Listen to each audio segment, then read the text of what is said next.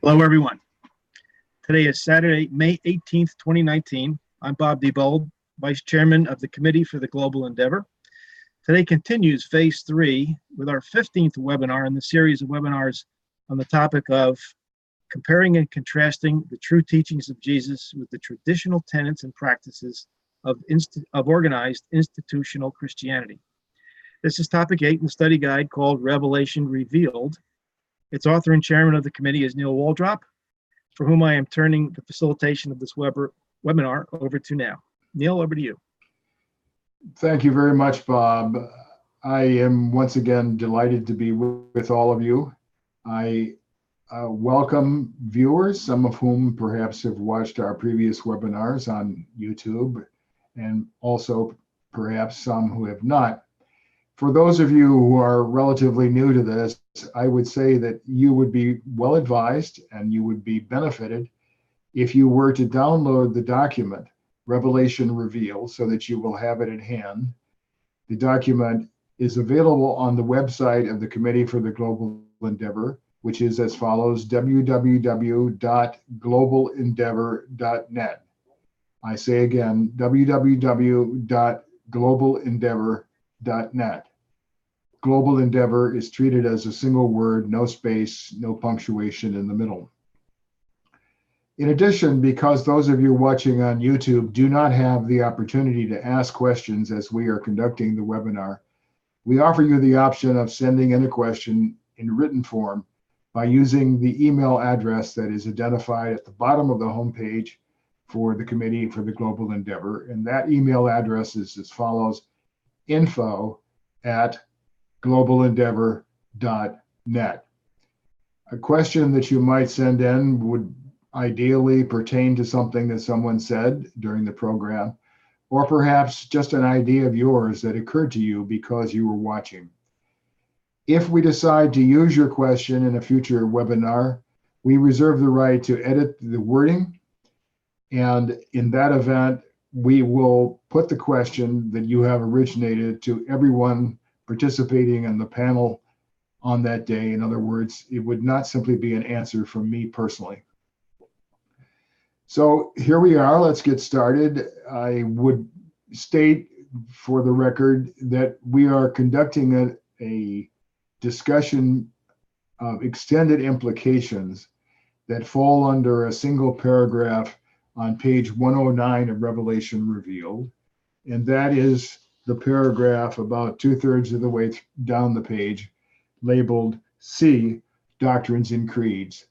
The paragraph is short, 4 lines, and therefore I shall just read it for you.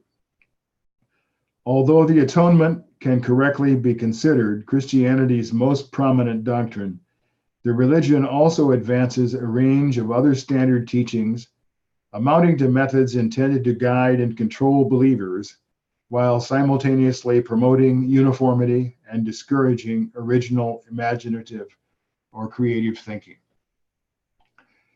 Now, in the immediately preceding webinars in this series, we talked about the fact that for approximately 1,000 years of Christian history, namely from 500 CE to 1500 CE, Western civilization was almost entirely dominated by the organized institutional Christian church. And this in turn is emphasized in a paragraph that is early in section 8 of paper 195. For this purpose, I introduced the segment of a philosophy lecture that had interested me because the lecturer on philosophy, who was taking as his basic subject Hippocrates and the Greek medical tradition, pointed out that when a culture accepts the idea that exponents of a certain group are going to have authority over all manners of knowledge, this diminishes the opportunity for others to talk and to formulate their own views. Indeed, for that period of 1,000 years, Christianity dominated all features of human life in the Christian world, including aspects that we would regard as mind, that we would regard as the economy, that we would regard as society.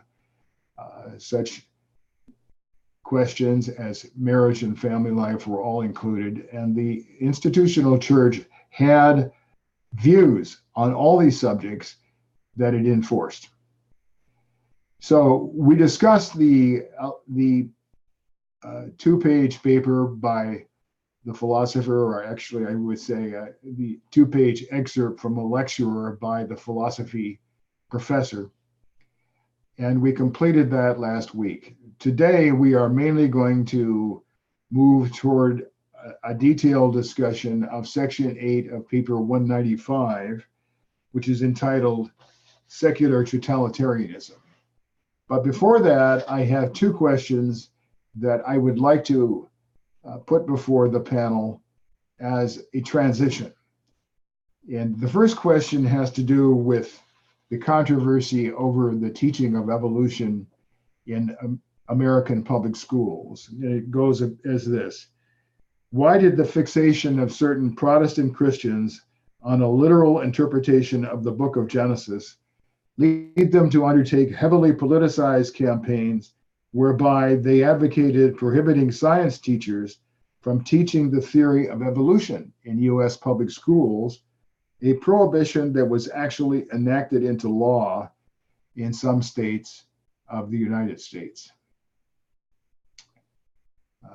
Bob, I hope you've adjusted your position in front of the desk, because I'm going to turn to you for the first reply to that about prohibiting the teaching of evolution in science classes in US public schools.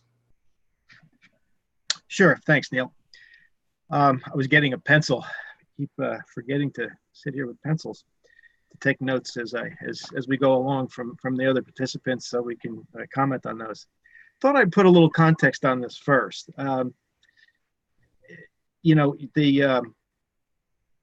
fixation on literal interpretation of the book of Genesis really didn't occur until actually into the almost into the end of the Renaissance. So this idea, I think we've talked about this before. At least I brought it up, that once the printing press became available in the late 15th century, it gradually was able to provide, as society became a little bit more literate, at least to the next level of the, it wasn't all society literate. It aided and abetted the ability to be able to see the written word. So you go through a little bit of chronology here. Pretty much right after 1875, I'm going to take a jump up to 1875. It became clear that naturalists embraced evolution, and a sizable majority of the Protestant contributors rejected Darwin's theory because it called into question the veracity of the scriptures. So we know that that's the context by which we're dealing with here. But why was Darwinism a threat? I think to answer this question, we've got to look at why was Darwinism a threat to biblical truth and public morality. So I've got a few things that came to mind here, and I'll just kind of mention them and throw them out to the group to see, how they serve us here. Because literal looking at the text as it was over the 300 years from basically the beginning of the Enlightenment or so, they were able to strengthen broader arguments that justify other things like abortion and euthanasia. So Neil, you brought up the idea, this last discussion that we had on doctrine and creeds. Well, much of social regulation was, quite, certainly apparent during the Enlightenment, which we will talk about in a minute, about secular totalitarianism, which was breaking away from the totalitarian authority of the ecclesiastical domain. So that was one. The other one that came up was to basically advance other causes. As you lose your flock, so to speak, your purpose in life is not being fulfilled. The other one I came up with was the feeling of this conservative authority, biblical authority, was that whole generations would grow up believing that the Bible was no more than a collection of myths. So the reason in that one was that it would undermine Christian faith in the favor of the doctrine of survival of the fittest. This really became apparent in the United States. I'm sure Charles will talk a little bit more about the history of that. But there is a conundrum, because this evolutionary thinking, which sort of birthed the eugenics movement at the beginning of the 20th century, maintained that one could breed improved human beings in the same way that farmers breed cattle and sheep. Well, I think that the conundrum in this situation is with the conservative hierarchical movement, which was trying to the theory of race and class superiority, which frankly we're actually seeing a little bit more here today, starting to rise up. So it wound up becoming a very important and sociological impulse of the those that took a literal interpretation of the Bible as being created in 7 days, and became law in 1925 in Tennessee and some other states. And then we have the Scopes trial, which the teacher, Mr. Scopes, taught the theory of evolution and was actually breaking the law. And those are the areas that I feel, were probably the primary aspects of why a literal interpretation was fixated and needed to turn it into law to be able to stop the theory of evolution being taught in schools, at least in the United States. Over. Thank you. I would revert, at least intellectually, to part of what you started with, which is to say that the tradition of printing and the availability of written material greatly increased the access of ordinary people. Naturally, these people had to be able to read, which was a limitation in terms of the population. Compared with the earlier situation in which the access to the Bible was limited to a very small educated group who were educated in Latin, namely the church. So we have a situation in this regard in which no longer does the organized Christian church, namely the Roman Catholic Church, have a monopoly on the ability to look at the scriptures and interpret them. But what happened then was that there were a range of interpretations, and the particular interpretation of assigning the book of Genesis as a literal record instead of a figurative or symbolic account became the bone of contention that we're discussing. So greater freedom to interpret, and then finally the belief in the scriptures being inerrant, that the scriptures of the Christian tradition were perfect and always right and inerrant. So this was another theological element. But I would give you a third element, and now I am going to turn to Charles, but the third element, in effect, is the cultural attitude that interpreting the scriptures trumps all other things in society, and a particular viewpoint in regard to interpreting the scriptures will govern education.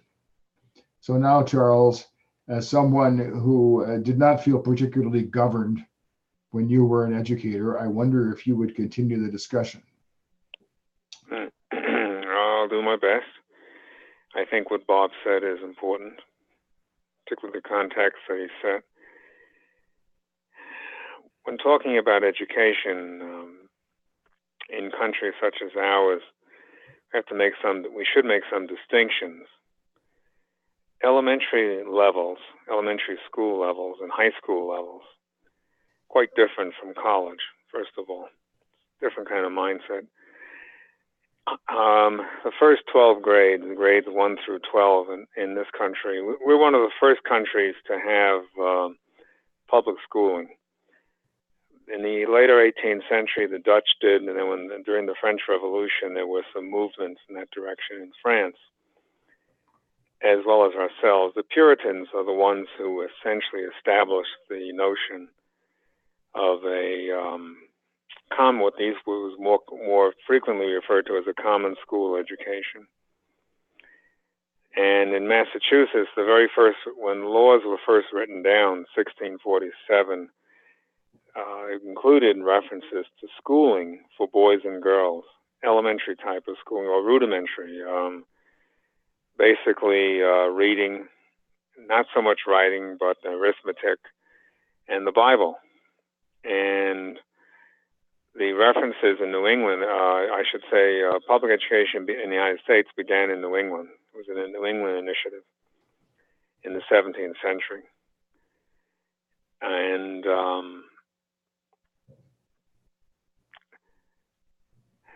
the rationale was to be able to read the Bible so you could avoid to use its language, the law's language, that old deluder Satan was the language, that 1647-48 law legislation was couched in. And the towns were expected to pay for this, essentially from tax revenues. Public education, as we understand the term, is a 19th century initiative beginning in the 1820s by a man named Horace Mann from Massachusetts.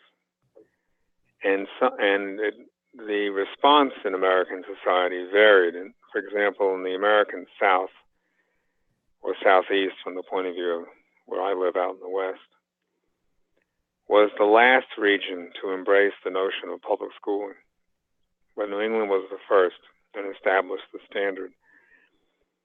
The men and women were largely Protestants, and so public education was a Protestant construct.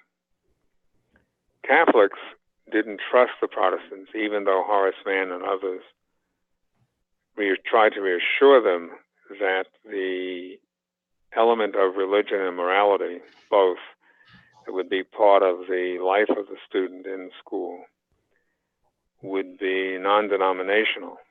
They were very suspicious, and so established their own schools. So there was a self-segregating reaction by the Roman Catholics to public education initiated by post-Puritans or Victorians in the 19th century.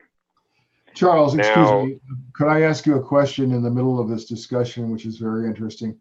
Yes. Do you believe that the Roman Catholic rejection of public schools, at least partly, came from the view that the principles of Protestant religion were being promulgated in those schools?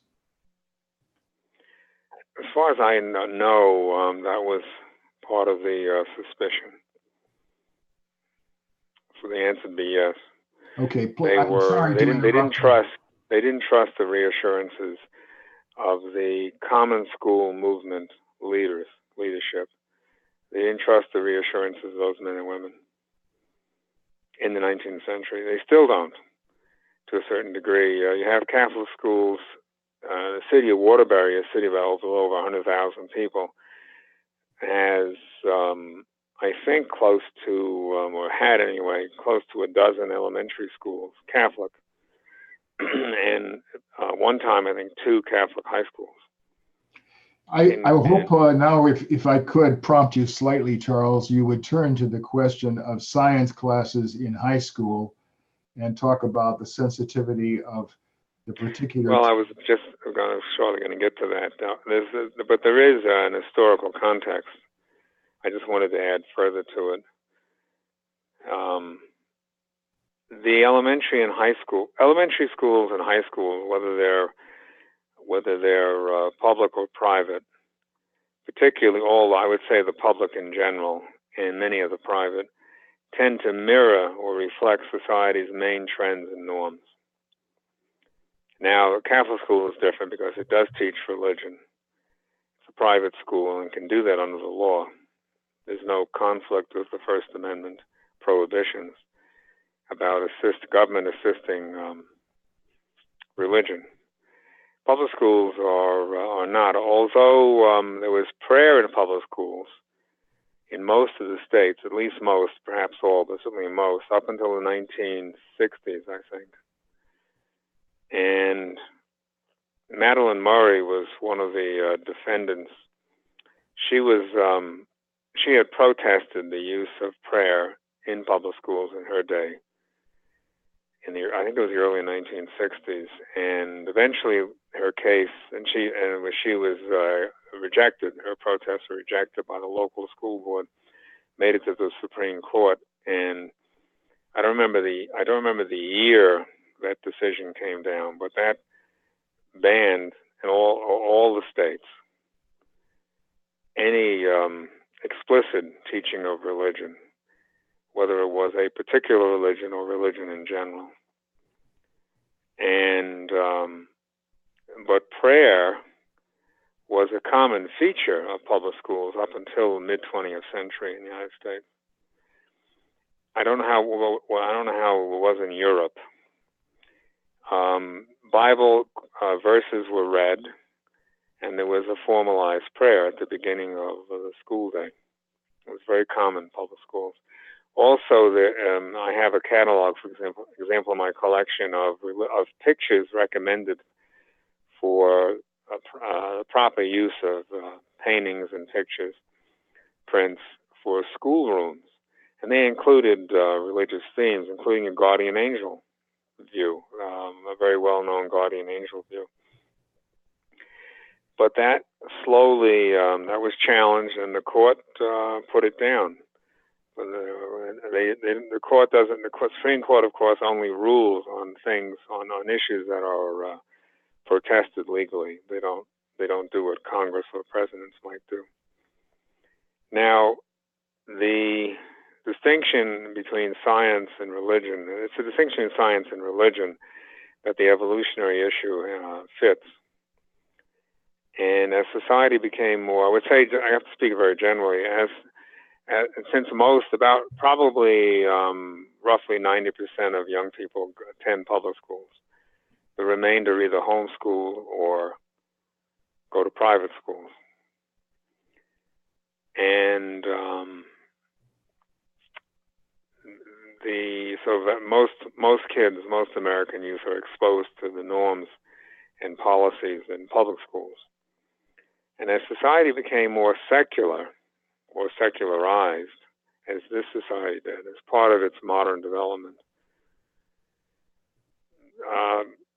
science, the importance of science increased. And Darwinism reflects that and became the norm educationally for grades 1 through 12, generally speaking.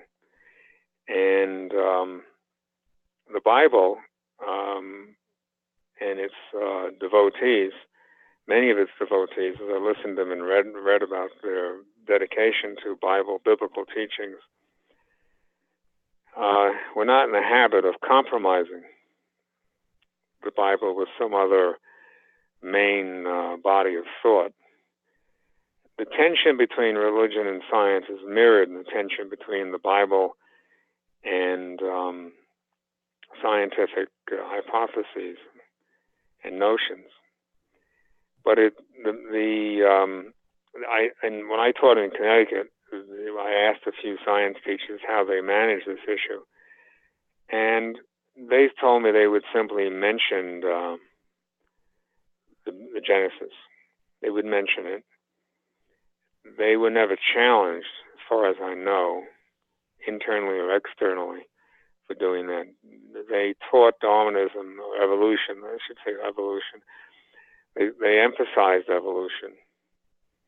That was the norm, to emphasize it over religion, over the ideas and the description in Genesis.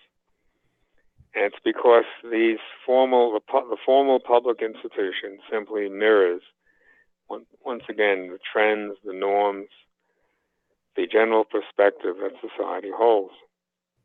It doesn't so much change society as reflect society. College is somewhat different.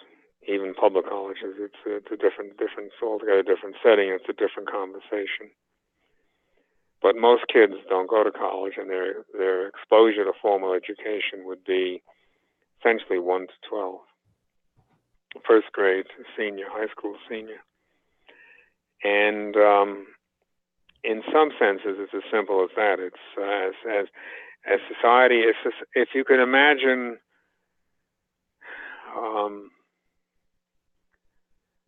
We don't so much talk about angels anymore. We talk about UFOs. I mean, the secularism has reshaped and redefined the human imagination in the modern world. And so explanations were quite different than they were 500, 600, 700 years ago. And there's a natural tendency now to interpret things technologically, industrially, scientifically, not in terms of religion and spirituality and faith. That's not. And now there are private schools that are exceptions to that, but private high schools and elementary, but not the masses, the multitude don't attend those. They can't afford them, and there's also class distinctions that govern them. And so strong is this tendency that favors the secularized view or purpose, the supposed purpose of public education, that when certain politicians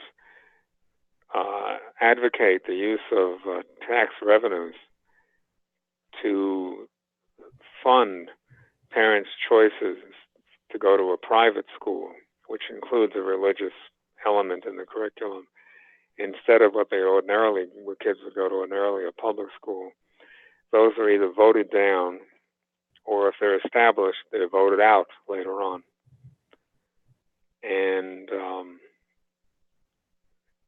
this continues to be a somewhat bitter, dogged, persistent contrast set of tensions. And it's complicated, and it's as complicated as society is complicated. I don't expect it to be resolved anytime soon. I imagine in order to resolve it, you're going to have to change society itself. You have to redefine what it means, what modern means. And in your answer book, the consistency of science, religion, philosophy, history to modern is laid out very clearly, I think.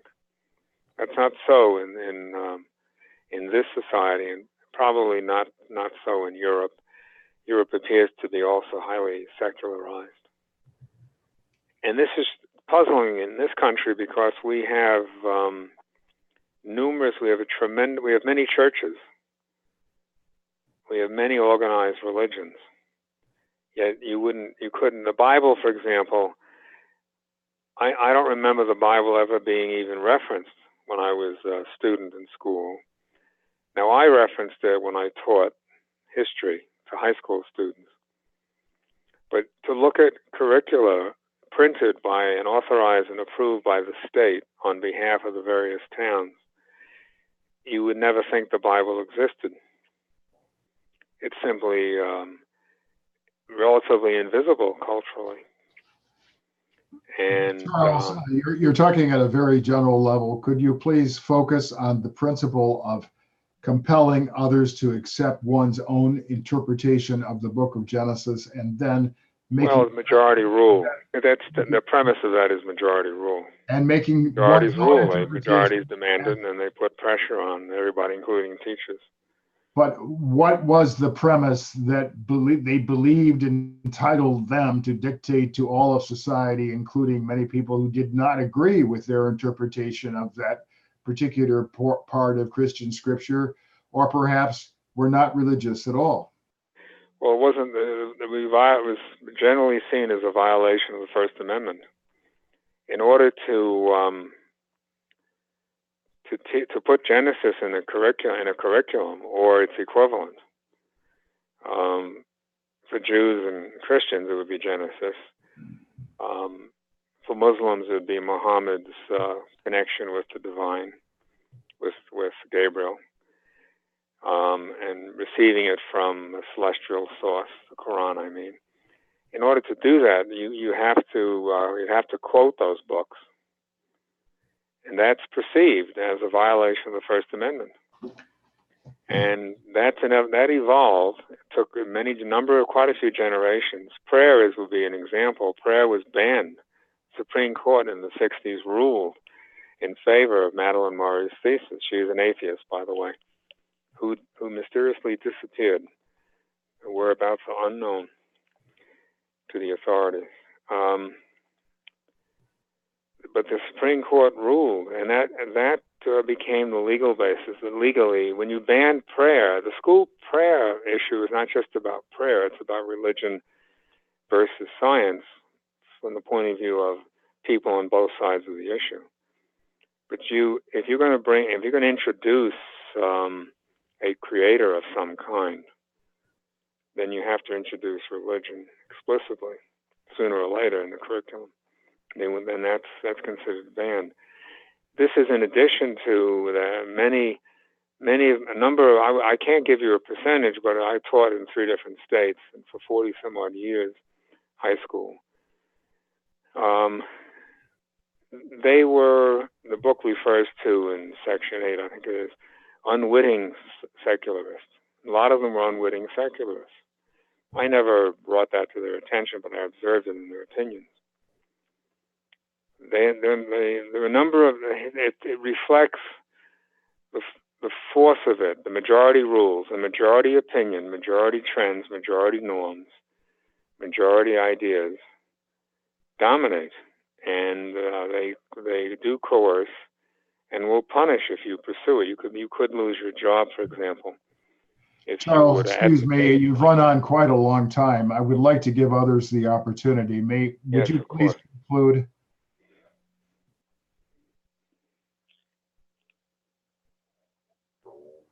Okay. Oh, go ahead. All right. I thought the context, since the Rancho book started in this society, might be interesting to people. All of what you said is interesting, but it was effectively extended background that was useful, but it didn't advance our discussion of the particular question that I asked. Stephen, could you please talk about the question of the interpretation of the book of Genesis on the understanding that people are free to exercise their own religious views as they wish, but why they felt it imperative, necessary, and permissible to impose their interpretation on public schools? Well, I think they felt very much on the defensive. They rightly saw that their orientation to reality was being quickly upstaged by secular forces. And they felt very threatened by that. And they reacted to that. They overreacted to that. But they were paranoid, and rightly so. And I will read from the Urantia book the very basis of their paranoia. This is from section 8 in paper 195. Materialism denies God, secularism simply ignores him. At least that was the earlier attitude.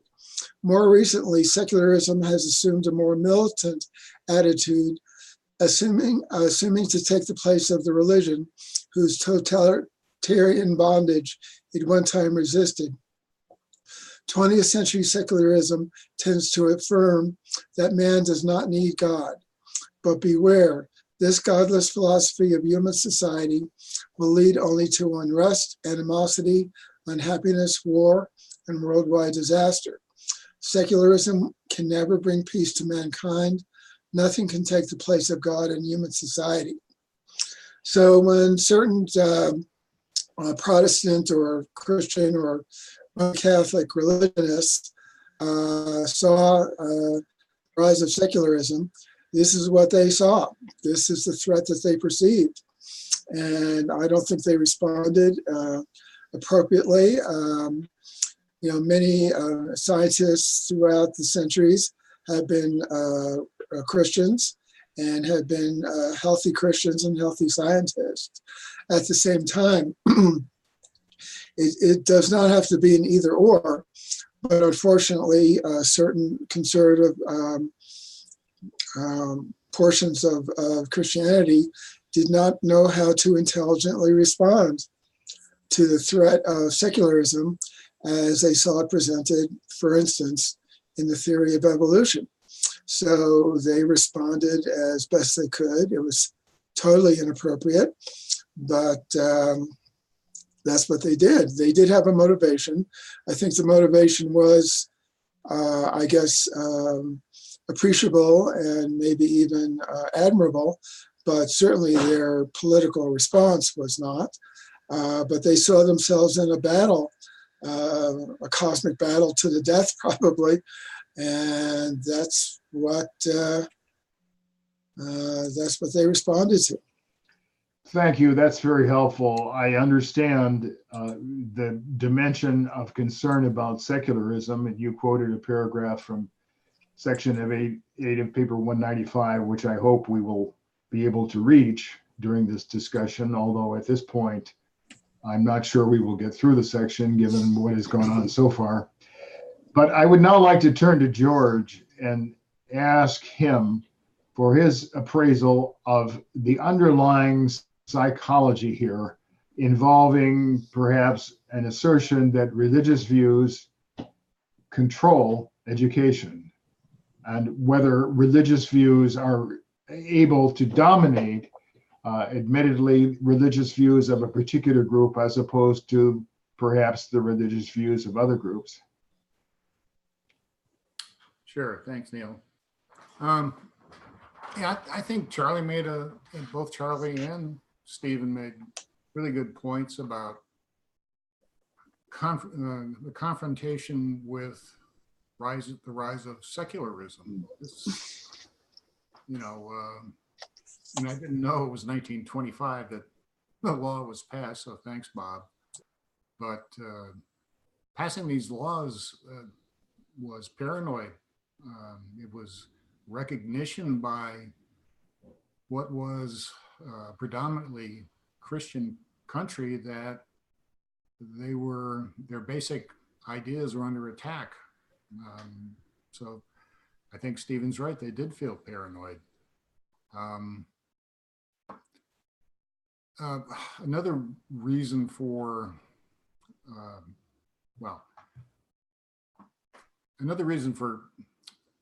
passing these laws against essentially secular viewpoints is represented by the scientific theory of Darwinism, is that if Darwinism is true, then the Bible is not infallible.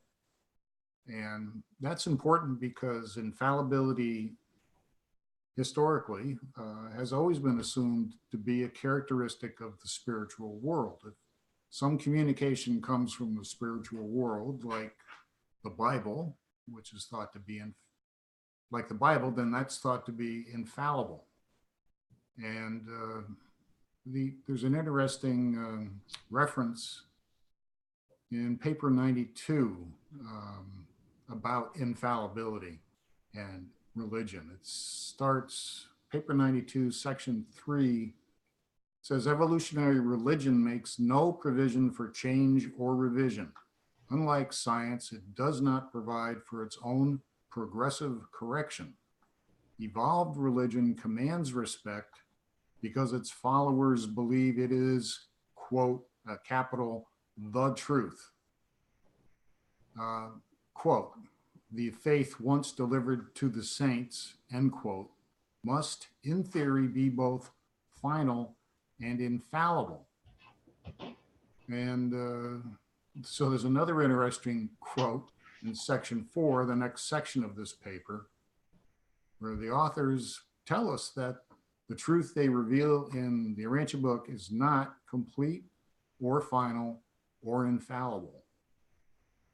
So quoting from section 4, paragraph 9, while such admissions as this may possibly detract from the immediate force and authority of all revelations, the time has arrived on Urantia when it is advisable to make such frank statements, even at the risk of weakening the future influence and authority of this, the most recent of the revelations of truth to the mortal races of Urantia.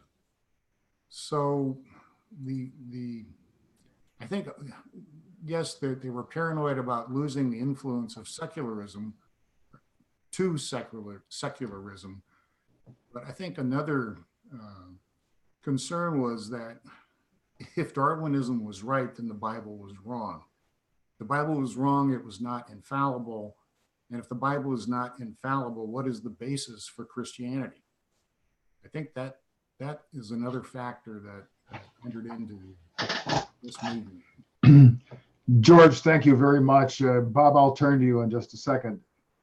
I think that the underlying point you've made has to do with a particular set of convictions about the Bible. For example, the established Roman Catholic interpretation of the book of Genesis was that it was symbolic. And that interpretation prevailed until the Protestant Reformation, at which point a variety of other interpretations came forward. And one interpretation that came forward afterwards was the literal interpretation. But not all Protestants accepted that. This was a particularly rigorous view that perhaps could be described as fundamentalists. And the point that I'm trying to make is that there was a diversity of opinion in regard to this particular element of the book of Genesis among Christians. But those who lobbied militantly for this law were not only imposing their view of the teachings in the book of Genesis, they were seeking to impose it in a situation in which other Christians disagreed with them. And further, they were seeking to impose it in a condition in which their religious views would be seen to dominate, shall we say, civil institutions, in this case, public schools. Bob, your turn. You asked to contribute. Thanks. Yes, thanks, Neil. Just a real capstone here. A quick thought as I was able to listen to each of the other three thoughts, all of them great. Totalitarianism. What Steve read brought out the fact. I had to go back and look and make sure I knew exactly what that meant. And I wanted to provide that here because I think that the question, Neil, really it was a good question to be able to raise the two extremes: secular totalitarianism and ecclesiastical totalitarianism. A totalitarian regime attempts to control virtually all aspects of the social life, including economy, education, art, science, private life, and the morals of citizens. Well, I think that's what, after the discussion, I'm now really kind of feeling that this is where we are today. Charles said that we're seeing this same issue, even though it's a First Amendment Establishment Clause temporary resolution. This is still surfacing again because we've got both sides of these two extremes trying to control virtually all aspects of the social life. And I'll leave it at that. Thank you. I appreciate your advertisement for one of the theses that I put forward in my announcement message. I do believe that you are accurate, that the common theme of ecclesiastical totalitarianism and secular totalitarianism is totalitarianism, the idea that one's own viewpoint should dominate everything else. And there has to be a balance. Part of the additional idea that I sought to put forward in the announcement message was that by implication, both sides of this argument neglected the entire realm of mind. In the case of ecclesiastical totalitarianism, they were claiming to speak for spirit and to dominate matter. In the case of secular totalitarianism, those people are claiming to speak for matter and dominating spirit. But both sides of it omitted the third element in the threefold category of human life called mind. And neither of them accepted that mind itself is a major reality that needs to be considered. Gentlemen, since we don't have any ladies, I can get by with just saying gentlemen, and that will not be discriminatory. I would like now to congratulate all of you for putting forward very interesting remarks on this question, and then go on to my second question, which likewise is a kind of an intermediate between, on the one hand, ecclesiastical totalitarianism and secular totalitarianism. And this has to do with the concerns of the 12 core of Master Seraphim as described in section 6 of paper 114. Now, as all of you know, the pattern of the work of the Master Seraphim is the theme, is the spiritual model for the global endeavor itself. And part of our conviction is that God has many premises on earth, not restricted to any one category. We could spend the rest of the hour and rest of the 2 hours talking about this particular section of paper 114. We will not do that. And indeed, I will specify for those of you who may not be aware of this, that there is an extended study guide on the work of the Master Seraphim that is available on the website oversight of the Committee for the Global Endeavor. For our purposes today, however, I would simply ask someone to take a look at this section of paper 114, namely section 6, and read out to me the headings of the 12 core of Master Seraphim. Charles, would you be available for that purpose? Yes, let me turn to it. I'm just asking you to read the headings, which are in italics. Indeed.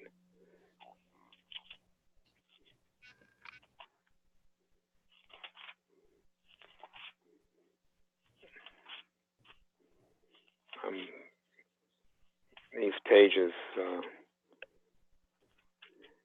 tend to stick together.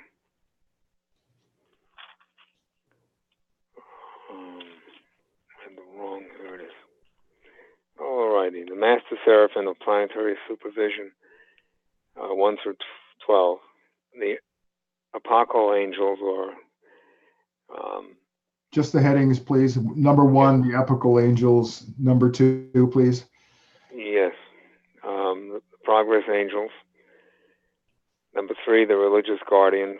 Number 4, the Angels of Nation Life. Number 5, the Angels of the Races. Number 6, the Angels of the Future. Number 7, the Angels of Enlightenment. 8, the Angels of Health. 9, the Home Seraphim. 10, the Angels of Industry. 11, the Angels of Diversion. 12, the Angels of Superhuman Ministry. Thank you. Now, I think there are ways of understanding some of these functions that perhaps will involve a pluralism of jobs.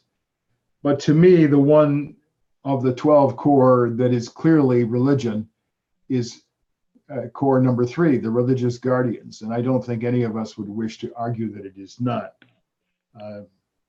If we go down perhaps to the Angels of Enlightenment, number 7, this is predominantly arranging education, but one would say certainly that the treatment of the revelators in regard to education includes the idea of morality and ethics.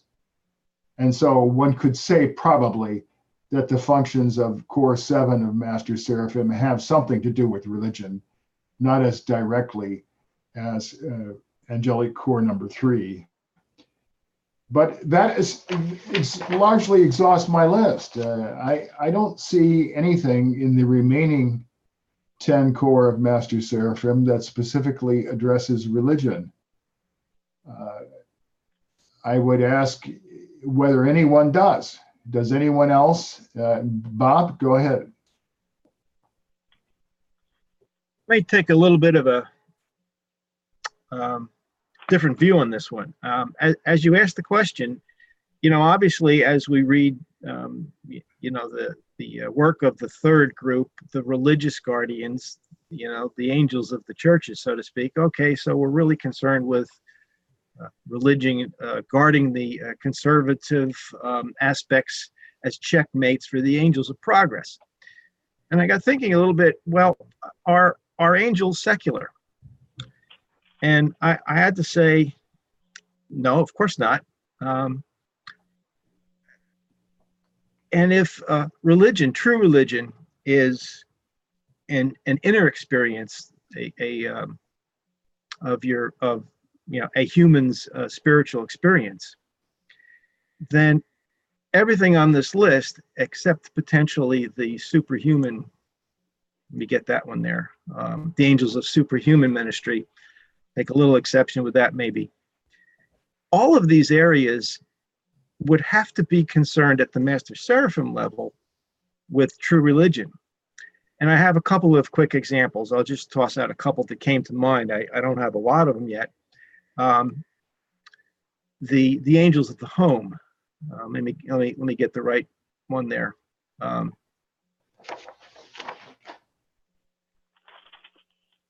sorry. It's called the Home Seraphim number 9. Yeah, 9. The Home Seraphim. Thank you. And I highlighted dedication to the preservation and advancement of the home. And I got thinking about this idea of the torchbearers. The idea of the torchbearer is that it's the home that is the center of the true religion. If we think about the neighboring planet, as an example that we could look at, we see that there is no priestcraft, and it may be why they provided that. Everything else is very similar except maybe the geography of the neighboring planet. But the torchbearers are the ones that preserve and foster true religion, and it starts and it stays in the home. So the home seraphim would have to be concerned with true religion. So that's just one example. It's probably a wilder thought than well, I haven't had this sort of a thought until you actually posed that question, Neil. I had to think a little bit more deeply about it, but that's where I'm at this point with it. Back to you. Thank you, Bob. In previous webinars, you've commented that I have a propensity for throwing curveballs. I don't know if this is one of those. I would accept your idea that there are religious implications of the home seraphim and perhaps of some of the other groups of seraphim that are not overtly religious. But let me point to one that seems to be almost completely independent of religion. The angels of nation life, number 4. And here, I suppose I have to confess to having a certain background in this field since I was a diplomat for 27 years. Or maybe you would say an apprentice diplomat might be more accurate because I did not reach a higher level. But it seems to me that the angels of nation life are not involved in fostering religion as any organized group of ideas. The different countries of the world include peoples with many diverse impressions and orientations toward religion. Nonetheless, the angels of nation life have a mission of promoting peaceful, orderly, and progressive development of nations. And this is my point, that the 12 Corps of Master Seraphim has a very wide range of duties, and certainly one may say not all of them pertain to religion. I think you undoubtedly agree with that statement, that the purposes of the 12 Corps are not exclusively devoted to religion. Well, I'd have to qualify that. Go ahead, they're not Charles. indifferent toward a religious sense. I mean, I wouldn't infer that. They're not indifferent toward that. God. Well, please, Present, the invisible presence of God. Yeah, certainly, from our point of view, the nation-state system is what you describe it as. From their point of view, I'm not so sure.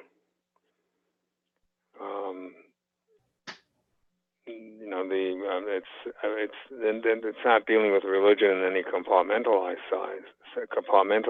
sense. As such, per se, doesn't seem to be at all. I agree with you there, but I don't think they're. I wouldn't say they're non-religious. They probably have personal religion, and they probably on a policy level. Government, the relation of government to religion exists very much. And in the modern democracies, it's given the widest liberty. In the dictatorships, especially totalitarian ones, it's explicitly suppressed. But I think the angels of the nations would have to appreciate a religious sense, albeit they're not fostering religions or religious development per se. But it's not that nations have no connection to this. They have an integral connection. I see these as all interconnected. These are different facets of a planetary composite, a planetary evolutionary composite that they're addressing. And I think science is woven through this, philosophy is woven through it, ethics would be. Just an observation, Neil. Charles, I accept your observation. And in order to clarify my purpose in this discussion, I am not trying to state that the seraphim in the various fields that are not explicitly labeled as religion are going to neglect religious impulses, are going to disregard spiritual motivations. My point is rather the reverse, that whether or not one appreciates a certain proportion of energy devoted to religious implications or spiritual motivations, the plain fact of the matter is that there are other issues in play. No one would allege that the angels of nation life are predominantly focused on religion. They're focused on nation life. And perhaps indeed your comment that there are religious implications deserves to be taken into account. And frankly, I'm not going to argue with you on that. But there are many aspects of nation life that are not religious. And nevertheless, the angels of nation life promote the advance of nations on our planet, one would hope in the direction of peace and stability and security. I would point out that the angels of health probably are similar in the sense that health does involve spiritual health and spiritual well-being as well as physical health. But it would be impossible to deny that physical health is at the core of the function of health as we understand it on our planet. So essentially what I'm saying is that the seraphic planetary government, as embodied in the 12 corps of Master Seraphim, is not exclusively concerned about religion. George, does that make sense to you? Well, to be honest, I've always had great difficulty with trying to figure out the real areas of responsibility assigned to these 12 corps of Master Seraphim. It's always been, one thing that's always puzzled me, instead of answering your question, let me ask a question. Which one of these groups do you think has the primary responsibility for fostering the revelation of the Urantia book? Well, you're asking me a personal opinion question, and you have every right to do that. And I have to tell you that my answer is going to be an approximation because, frankly, I do not know, just as you do not know. And Charles told us last week that he likes people to say, I do not know, when they do not know, and he likes authors of books to say that.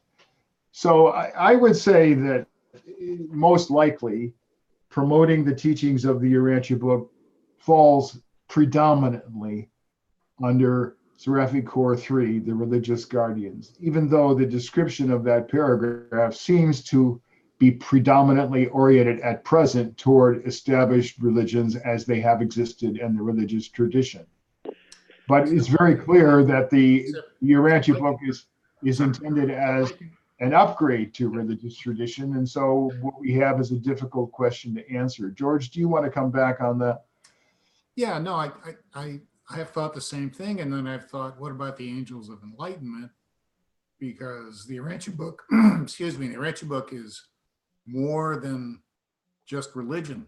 It covers, its philosophy is untouchable. Its scientific view of the universe is something people have never thought about. So I think so this is the problem I get into with trying to decide, is it angel churches? Is it the angels of enlightenment? Is it some other group of angels? Is it none of these groups? Is there some other association of celestial personalities in the planetary government for whom the primary concern is this revelation? I just throw it out as an interesting question. I was hoping somebody might have some thoughts on it. Well, George, first, it is an interesting question. I would agree with you that enlightenment and the angels of enlightenment have a connection to this, perhaps not quite as strong as Seraphic Core 3, the religious guardians. But there are certainly many elements of the Urantia book that are not religion. We've talked about the scientific elements, you did last week. I've been talking about the elements that pertain to philosophy and to mind. And those elements indeed are related to enlightenment. So I think there's a case that probably promoting the teachings of the Urantia book falls under the responsibilities of several corps of Master Seraphim. And that was not an attempt to evade your question. It was an attempt to say, on the one hand, I do not know, but it seems logical to believe that the responsibility carries forward. Charles, your icon has come on. Does that mean that you wish to speak? Well, yes, just briefly on to George's question. The Urantia book is concerned about the gene pool and its relationship to civilization and individual life and institutional human life. The angels of the races have worked there. There are several papers on government, the origin and history of government. So the angels of nation life would have work in that regard. The progress angels are clearly involved. They're obviously involved. The Urantia book introduces both earlier and novel concepts that are being presented to us that are essential to our progress, origin, history, and destiny. And so I define the basis of progress. The epical or apocal angels are clearly involved. This is the fifth epical revelation. That's not just a soundbite. That's a concept. Planetary revelation there are three types of revelation according to the book. Personal, racial, I'm using the book's language, personal, racial, and planetary. So that's clearly involved. The angels of the future would certainly address the problem of destiny. And the Urantia book is very much about destiny. Indeed, the first two parts, we're destined to the ascension plan if we choose as individuals. And ultimately, society will have light and life, which is explained from the perspective of paradise, not just the human perspective. Remember, this book goes from the complex to the simple, not the other way around. And I could go on. And there are at least 7 or 8 of these, 12, that would have explicit and direct connections with their functions vis-a-vis the text of the Urantia book, the teachings and the text of the Urantia book. And as far as is there another group? Well, yes, the Reserve Corps of Destiny is involved, although that's mentioned here. That's I don't know if it's separate from the Master Seraphim exactly, but how they function, it isn't clear to us. But they do have, I'm sure they have a causal relationship to what we're talking about. Just as a matter of information, Charles, in regard to your last point, the Reserve Corps of Destiny is mentioned in the last paragraph of section 6. And then I believe the next section, section 7, talks about the Reserve Corps explicitly. The connection is that the Reserve Corps of Destiny appears to be a resource that the 12 Corps of Master Seraphim use in pursuing their goals and initiatives. But that's along with the Most Highs, yes, and probably the 4 and 20 Council, and for all we know, the Archangels. I'm just guessing on that. It would be available, I would say. I think it's safe to assert that's available to the planetary government, the celestial planetary government. I think I would like to try to simplify this discussion because it is possible that my motivations and intent in addressing this question and posing this question may not have been fully clear. So let me be as precise as I can be. By going through these 12 names of the 12 corps of Master Seraphim, and by highlighting the fact that only one of them is explicitly devoted to religion, I was not implying that there are no overtones of the other corps which have religious value or significance. What I was trying to say was that religion as such from this list does not exhaust the interest of the 12 corps of Master Seraphim. There are other purposes being pursued also. And if we accept that other purposes also are being pursued, then we can avoid the need to try to appraise a percentage. That's not fruitful, and nobody will be able to come up with a percentage that will make any sense. But the essential point that I'm trying to reach agreement on with you, gentlemen, is that the Seraphic Corps and the Seraphic Planetary Government have many concerns that include religion, but that are not limited to religion. And so then this leads to the question that I posed in the announcement: what is the relationship between religion and society as a whole? And perhaps if we need to fine-tune that question, in addition, we might wish to distinguish between organized institutional religion and religion full stop. So if we divide the question then into two, what is the relationship between organized institutional religion and society? But I think more productively, what is the relationship between religion as a phenomenon, as a pursuit, as a concern of human beings, and society as a whole? Stephen, would you take on these questions, please?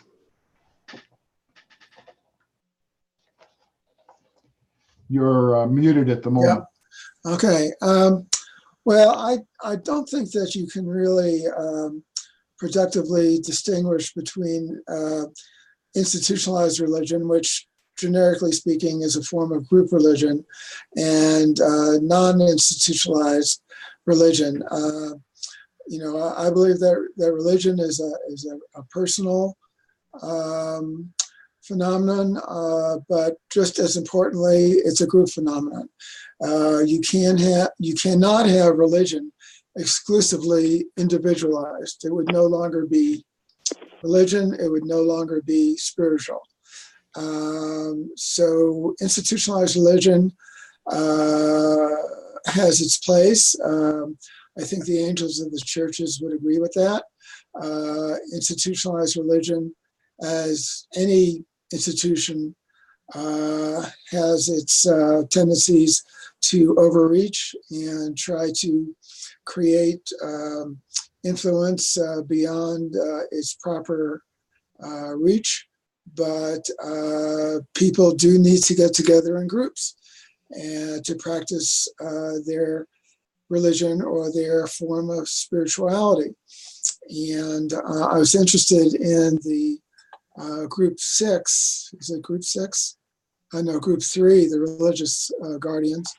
They are called the angels of the churches, and they do contend for what is called spiritual forms.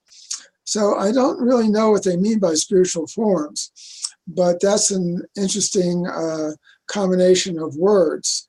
You usually don't think of forms with the word spiritual. Spiritual tends to be, at least in our vocabulary, this really vague, new agey kind of non-institutionalized or anti-institutionalized practice of religion.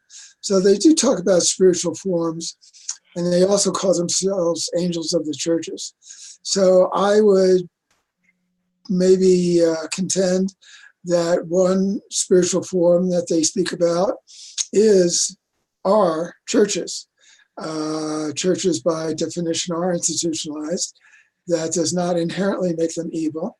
I think what creates problems is human nature, not the actual existence of churches or institutionalized religion itself. We've been over this several times. The book does not say that institutionalized religion in itself or the practice of the formation of cult as the expression of religion is evil in itself.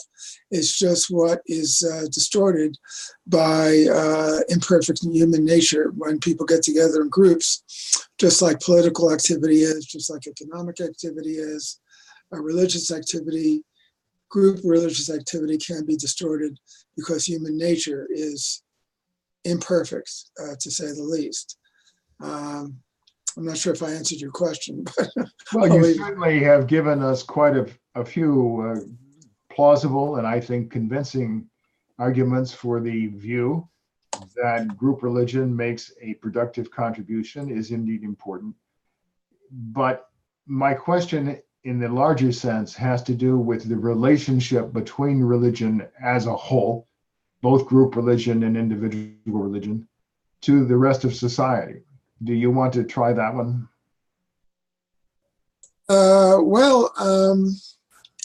I would say it's formative and it's essential to society as a whole. I think it's a sort of an artificial separation to say religious aspects of society versus secular aspects of society. I think the existence of these Master Seraphim Corps, you have to remember who they're working for. They're all working for the divine government, and their motivation and their intention is spiritual in nature, is religious in nature. And so even though they have different secular responsibilities, essentially they're working for what I would call a cosmic theocracy. And we tend to put theocracy in negative terminology. And on this planet, theocracies are negative because, again, people are imperfect. But when you have a theocracy that's ordered and controlled by a perfect, loving father, these seraphim are all working as religious agents in various secular aspects of life on earth. So I would call, in one sense, I would call all of these Master Corps religious, at least in that sense, even though their applications are different. So in one sense, the distinction, there is a distinction, but that distinction between secular and religious can only be taken so far. Thank you. I would now like to turn to George, but before I do that, George, let me try to give you a launch point, at least, that I hope you will take into account.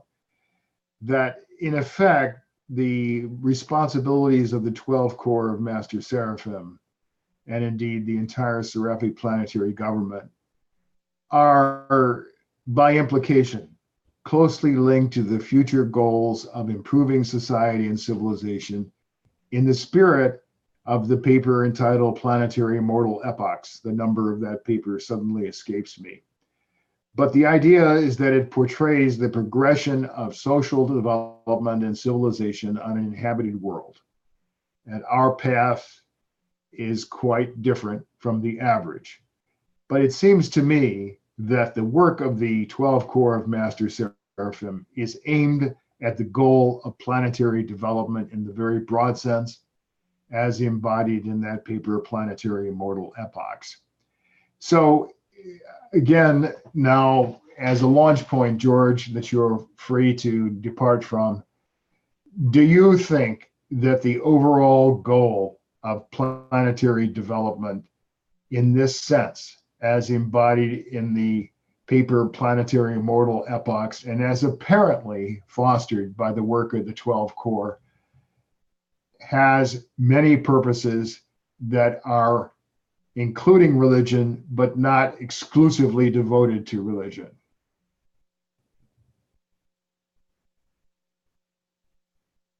Yes, certainly the whole planetary government's involved in elevating and fostering civilization in all of its identifiable dimensions, which includes religion, science, philosophy, and everything else that we might choose as a category to look at. So to answer that question, yes. To answer your first two questions about the difference between essentially personal religion and group religion, as Stephen characterized it, instead of institutional religion. Just thinking about what people were saying, it seemed to me this could almost be related to the gospel. In other words, the fatherhood of God might be compared to the personal religion of Jesus. In paper 195, there's a section of a sentence that says, the religion of Jesus does indeed dominate and transform its believers. So personal religion, if it's like the religion of Jesus, does in fact dominate pretty fully and completely the life of people who practice it. Group religion, I think might be, this is just an intellectual exercise, but group religion might be compared to the brotherhood of man. So you've got the fatherhood of God, personal religion, the brotherhood of man, group religion. And so they're not the same thing. The fatherhood of God is not the brotherhood of man, although we obviously know what the connection between the two is. And so in the brotherhood of man, the fatherhood of God is a strictly personal relationship, and the brotherhood of man is a collective relationship consisting of multiple personal relationships. So it just seemed to me this is a way of thinking about the proper attitude, proper religious attitude towards God as our Father and our fellows on the journey towards God, or the brotherhood of the kingdom of heaven. So that's what I have to say. Thank you, George. Bob, I see your motion. I would like to give you an entry point, as I tried to do with George, and he, to my great pleasure, indeed started with that. The entry point that I would like to offer you, Bob, is an understanding of the word God in the spirit of the clarifications by the divine counselor in the foreword, whereby the divine counselor lists many different meanings of the word God, and in fact says that God is a word symbol. And he certainly does not restrict this to God the Father, the universal Father on paradise. So my thesis in regard to this, about the progression of our planet in terms of society and civilization, the involvement of the 12 corps of Master Seraphim, the interest of the Seraphic planetary government, is indeed broadly associated with this wider conception of what the word God means. All the different levels that the divine counselor associates with the word God in the foreword. And so God's purposes on earth, on Urantia, are not just the purposes of the universal Father. So I've given you a launch point, and you can probably sail off into space if you wish. Let me use your launch point as an oasis as I get through a couple of thoughts here that both George and Steve are actually, and Charles brought up, and something that we hadn't talked about yet. I just want to point out that in that particular section, the next to last paragraph has always intrigued me, and in fact was pretty much the center of a couple of sessions that you ran at training sessions as to how did the Master Seraphim actually work. And I want to read that sentence because I want to go back to an idea that you had earlier, Neil, about mind. The Master Seraphim of planetary supervision utilize many agencies for the prosecution of their missions. You were asking about the relationship between religion and what their mission is. So I wanted to use this as my launch, and then I'll try to get to God as a term. They function as ideational clearinghouses mind focalizers and project promoters. That's the part that's always intrigued me, because it's all mind. It's all dealing with mind and effort. Ideational clearinghouses, mind focalizers, and project promoters. That's what we're told in this entire 2,096 pages of the single edition column single column book, the original one, as to how the Master Seraphim actually operate. While unable to inject new and higher conceptions into human minds, so they're explaining, again, that they're not abrogating our will, they often act to intensify some higher ideal which has already appeared within a human intellect. So taking that into account, I was thinking about your first part of the question was, what's the relationship? And I think that you're absolutely right, Neil, that the Master Seraphim, as Adam and Eve had structured, and as the planetary prince had structured when he first got here, was in a very similar mode, not exactly the same names of the groups, but certainly the planetary prince had, all of these organizations from FAD to NOD to VAN had these particular practical things that had to happen in society. And I started out by saying, when you first called on me, I thought that the relationship to religion was an important one. And I think, you're right, that these are their missions, and this is what they predominantly have to do. They have to promote the mission of for example, the angels of industry. They have to foster industrial development. Absolutely. So I concur with you on that one. What I wanted to add to this was the relationship with religion in the question, and I brought up the idea of true religion. And I want to quote from Melchizedek, two separate quotes about that. True religion must ever be, at one and the same time, the eternal foundation and the guiding star of all enduring civilizations. So what the Master Seraphim are doing, the planetary, as part of their function in the planetary government, is to work in these large areas, not in the individual as the guardian seraphim do. Primitive religion was largely a material value of consciousness, but civilization elevates religious values. For true religion is the devotion of the self to the service of meaningful and supreme values.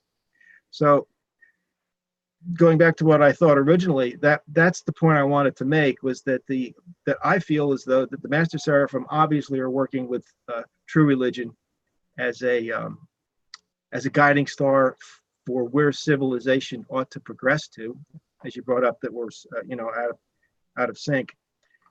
So this idea of this launch point that you gave me, I'm going to try and get to this oasis, hopefully. And I think that your question was, well, how are we dealing with this how are we dealing with these terms at the Master Seraphim level? And I think that because of this mind focalizers, ideational clearinghouses, and project promoters, that the Master Seraphim are dealing with this larger aspect, certainly from the revelation, and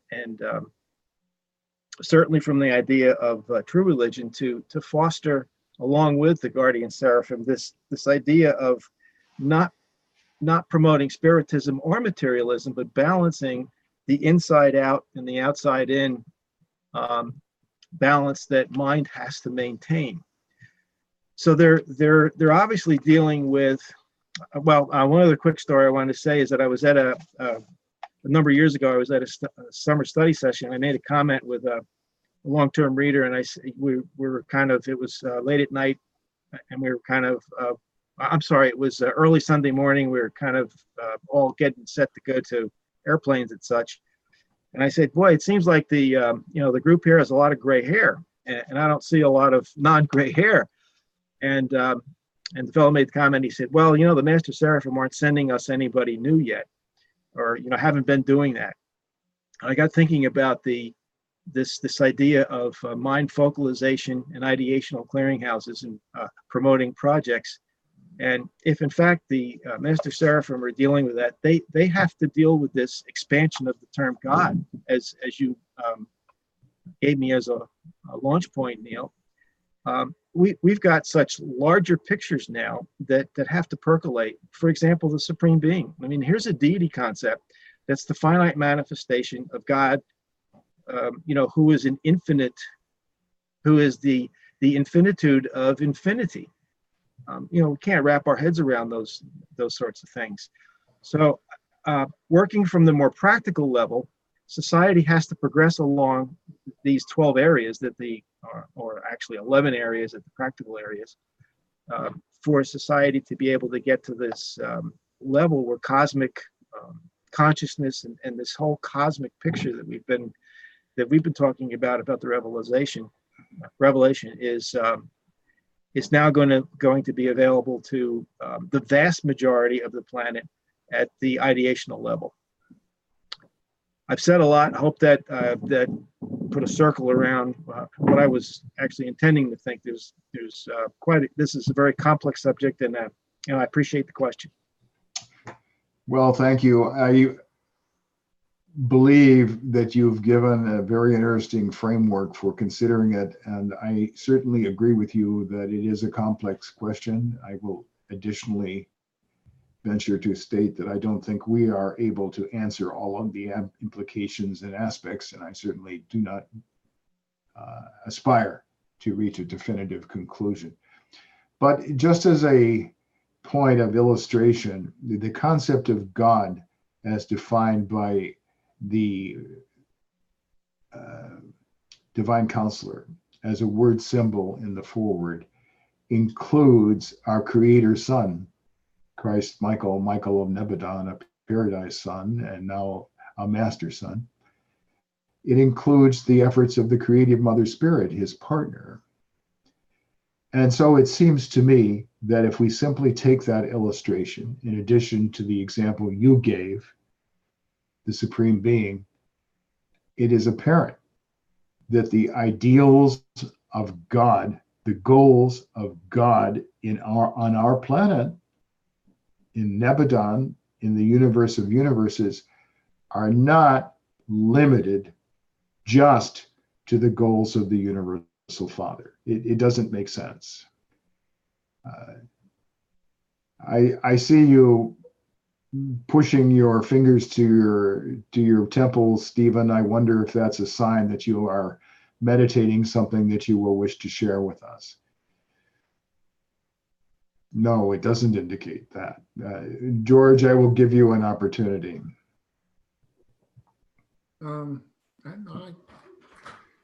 There's so many different avenues that I have really no idea which one to pick.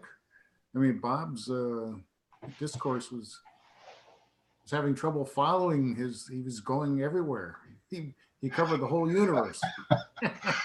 So I had a lot of difficulty.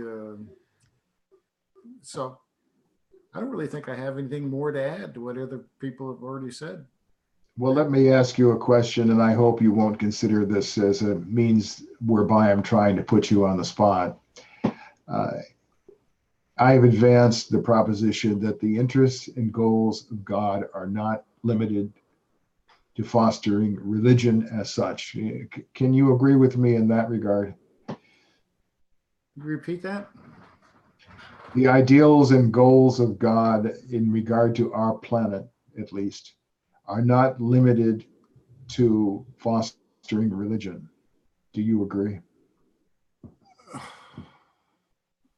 Well, I mean, yes, I do. They at some point, I forget where the reference is, but they say they don't expect us to become 100% religious all the time. So that, in other words, they don't expect us to try to accomplish the Jewish ideal of 100% attention to religion at all times, so they say that's not what they really hope we'll do. They hope we'll give appropriate attention to religion, but also appropriate attention to other matters of, I mean, how can you can't avoid giving attention to material concerns because of where we are. So yeah, so I guess that's all I have to say.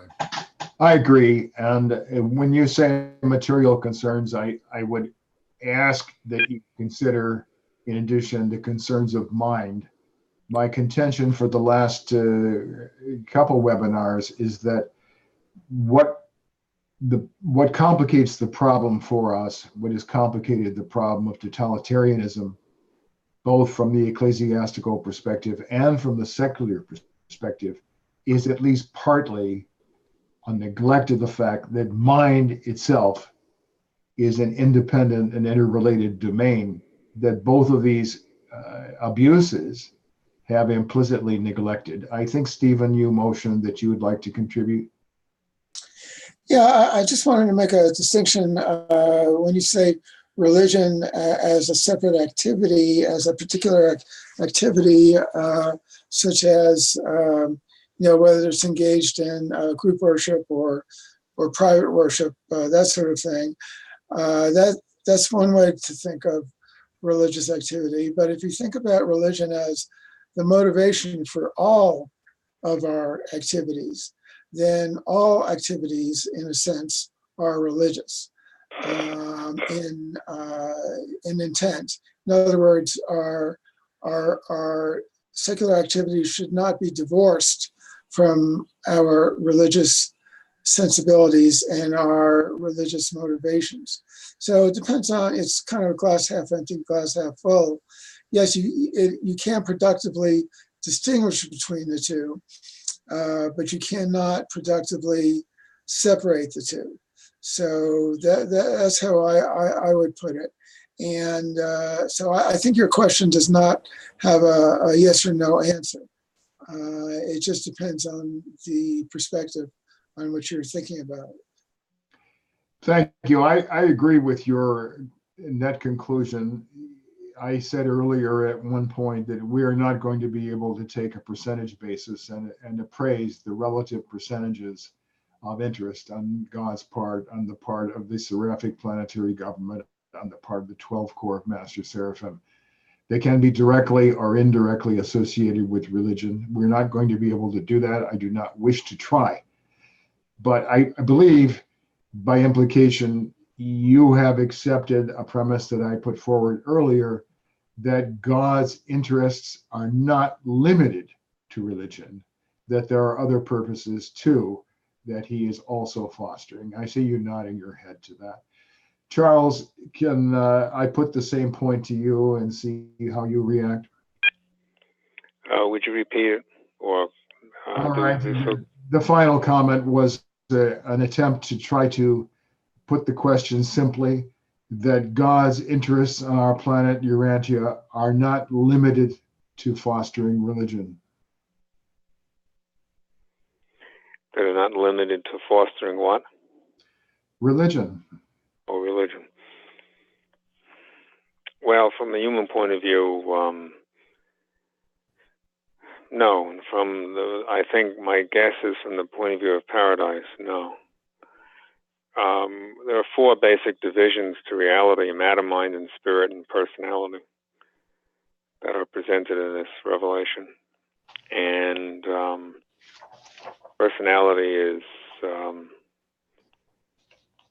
distinctly different. Has different characteristics than matter, mind, and spirit. I'm sure God's purposes, I'm only guessing, I don't think we'll ever discern his purposes per se, nor do you imply in your question that we really can. But at the very least, using the book as evidence, the text of the book as evidence, he has concerns that we would describe as physical, material. He wants the gravity to function, and the planets and stars, the suns to revolve and rotate in an orderly fashion. He has concerns that would be of the mind, of consciousness. And that's not a linear concern. There's a whole range of consciousness, from self-consciousness to God consciousness. And within that, the realm of, we use the word mind to designate our comprehension of it and direction of it and action based on it. And then spirit.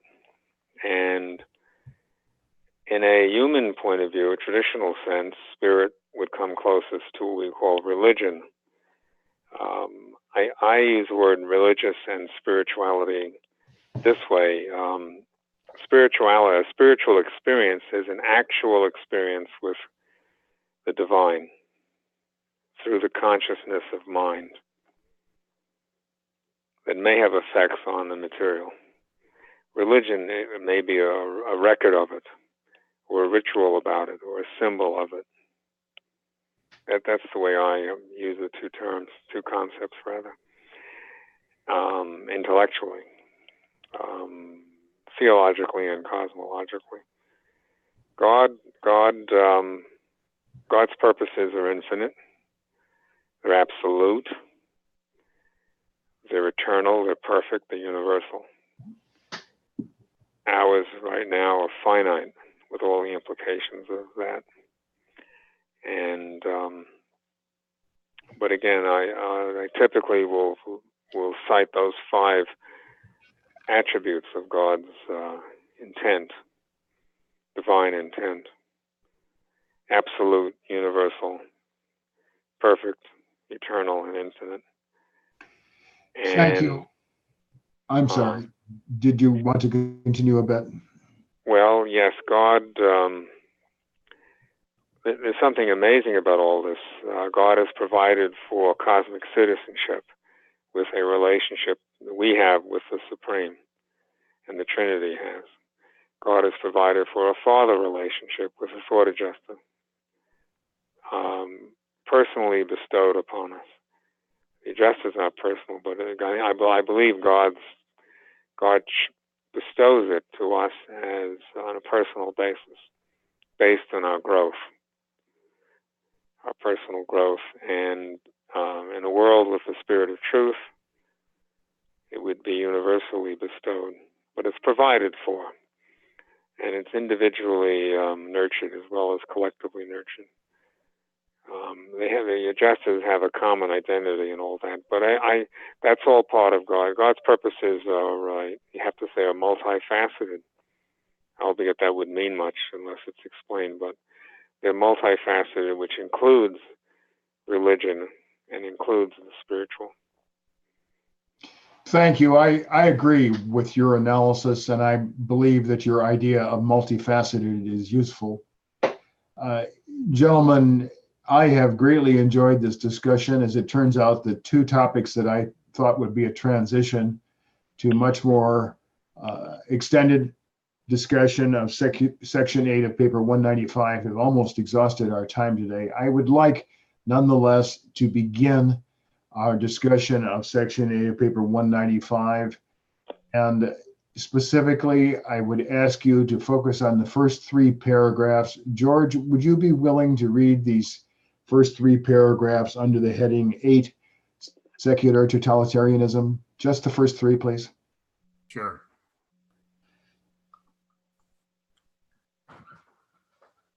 Secular totalitarianism.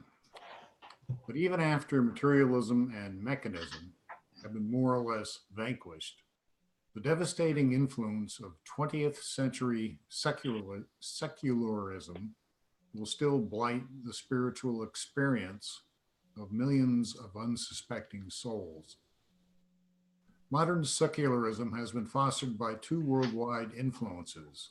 The father of secularism was the narrow-minded and godless attitude of 19th and 20th century so-called science, atheistic science. The mother of modern secularism was the totalitarian medieval Christian church. Secularism had its inception as a rising protest against the almost complete domination of Western civilization by the institutionalized Christian church. At the time of this revelation, the prevailing intellectual and philosophical climate of both European and American life is decidedly secular, humanistic. For 300 years, Western thinking has been progressively secularized. religion has become more and more a nominal influence, largely a ritualistic exercise. The majority of professed Christians of Western civilization are unwittingly actual secularists. Thank you. We discussed much of the content of the second paragraph previously, and I prefer to concentrate on the third paragraph. Specifically, I want to concentrate on the final sentence that George read, which is this: the majority of professed Christians of Western civilization are unwittingly actual secularists, unquote. This is at least a paradoxical sentence. I wonder how we can understand it. Bob, will you try to explain that sentence? Give it a shot, Neil. I've puzzled over this for a long time. How could society, those individuals in our society who are thinking about God, spending time going to the institutions of religion and theology, how could they possibly be secularist, which means that they are ignoring God? And I think that I couldn't come up with some with real concrete examples to say, well, how does this happen? So I have to speak a little bit in general. And the way I'm thinking about this at this point is that earlier they were thinking that the midwayers were saying here that a ritualistic exercise does not move you into true religion. It constrains your thinking to doctrines and creeds. It doesn't allow for the dynamic spiritual experience.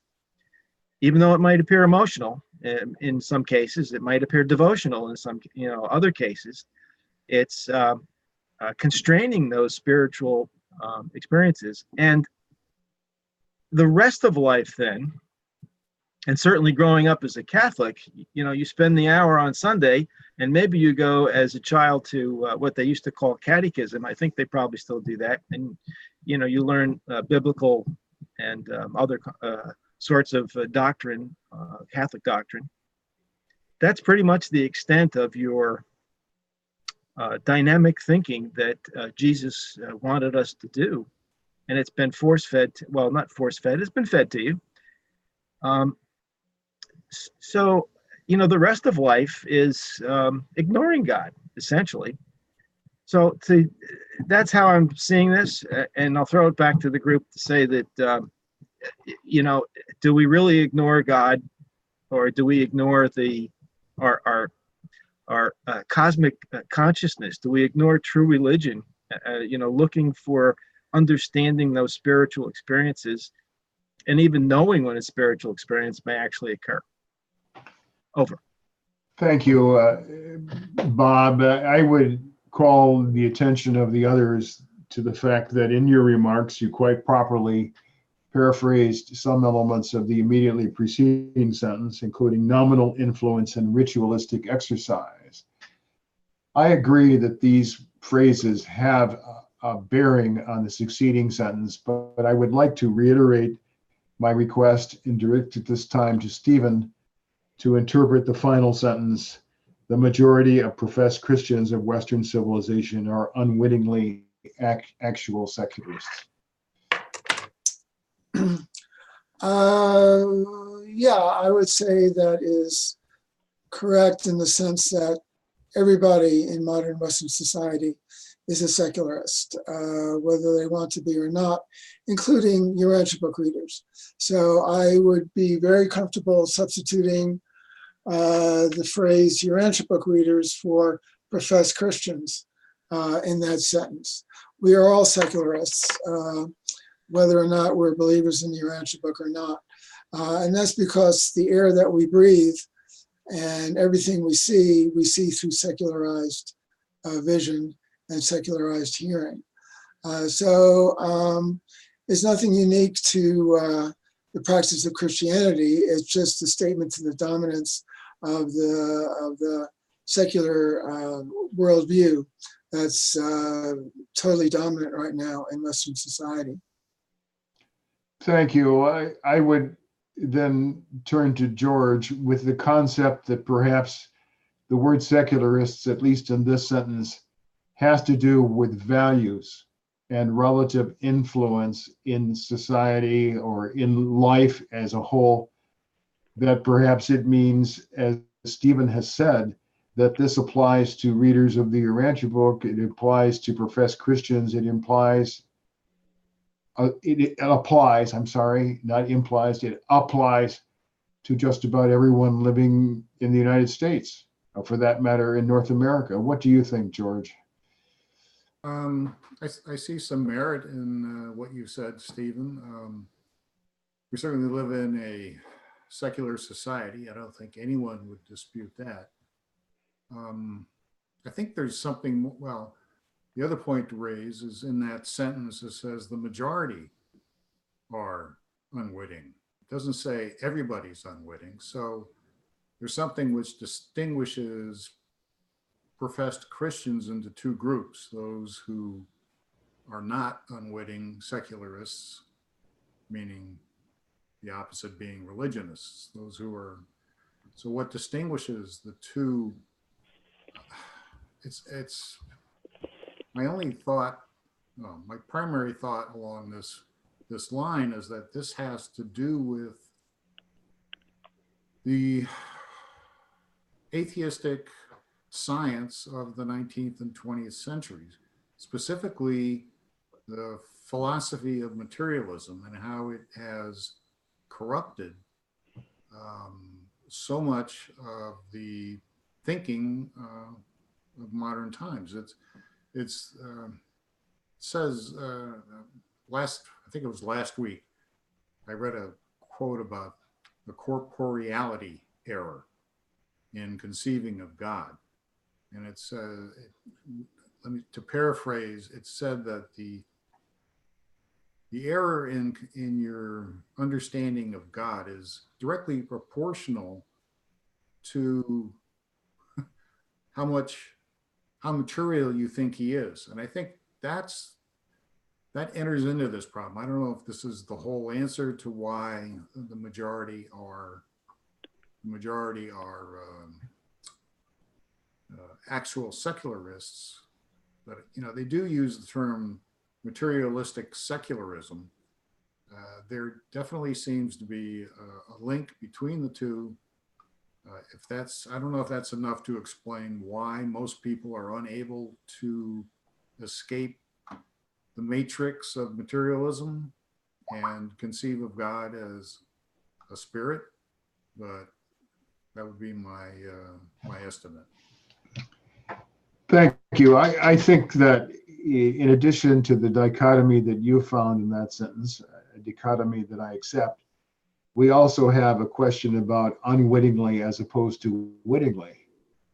In other words, if we take the word professed Christians, we can perhaps call it into question as to whether their profession is serious and sincere or relatively superficial. I would think that the sentence includes the possibility that some people are quite wittingly actual secularists and that they know this, even though on the surface they profess to be Christians. Charles, would you like to dip into this question of interpreting the final sentence, please? Well, yes. Well, thank you. Well, the modern world increasingly devalues the past in terms of the hold that traditions have on the current generation, whatever current generation it may be. In the past, tradition exerted the dominant influence, and that has changed. It took some time. Calendars were built around special days. Now it's built around the second, the minute, and the hour, which is relatively new historically. But more significantly, materialism and secularism go hand in hand, which George more or less said, and I agree with him. Materialism has first materialism. Materialism has given us a higher standard of living. We eat more food, we eat better food, a more diverse diet worldwide.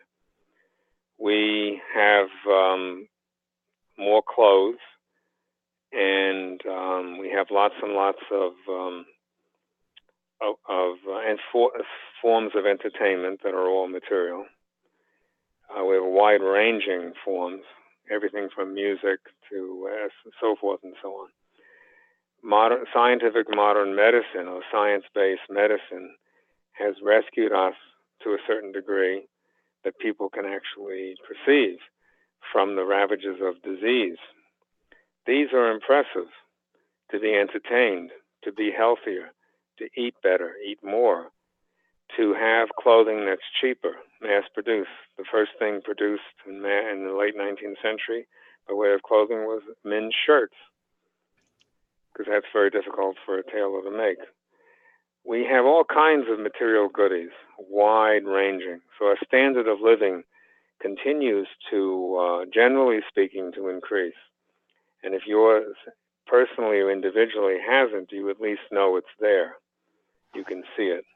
Whether you're jealous or not, nonetheless, you know it's there. It's an impressive and materially powerful, socially powerful, emotionally powerful force, line of force, materialism.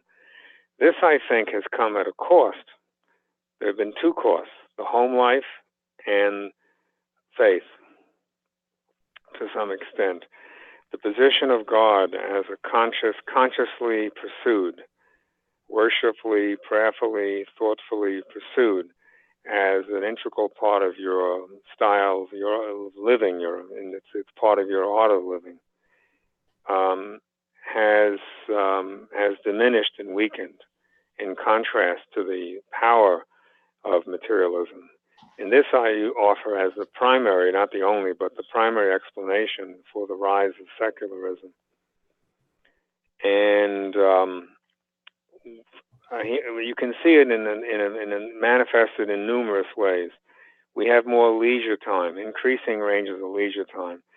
120 years ago, a person, say in 1900, the average man would, in Europe or America, North America, would have to work 9, 10, 11 hours a day. That was gradually reduced because of machinery. That's impressive. It's given us more leisure time. How do people use their leisure time? It seems to me probably the majority of people, I think George distinguishing majority is very important, majority of people engage in self-gratification in the form of entertainment. How many people use television, for example, to expand the intellect in contrast to being entertained? And so forth and so on.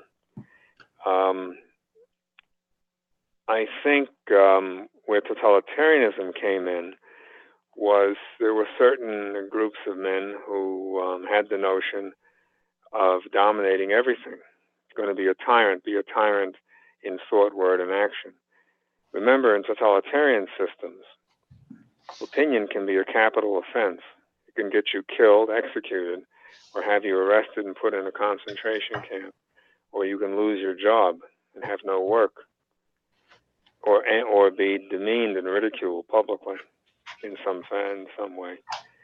The great force, the modern force of secular totalitarianism was manifested in the 20th century, beginning in the year it acquired political power in the year 1917 through communism. It eventuated to fascism, which are just variations of the same theme, to Nazism, again a variation.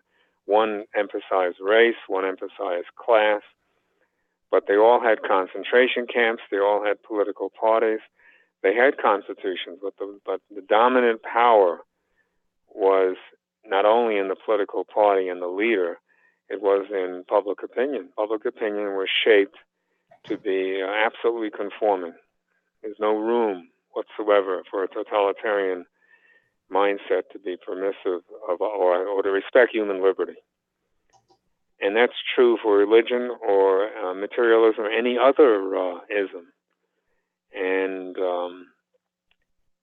And I think, however, in the West, which is the birthplace of modern democracy, which confuses the issue because it allows for the practice of religion, allows for public opinion and criticism of government and so forth and so on the one hand. But on the other hand,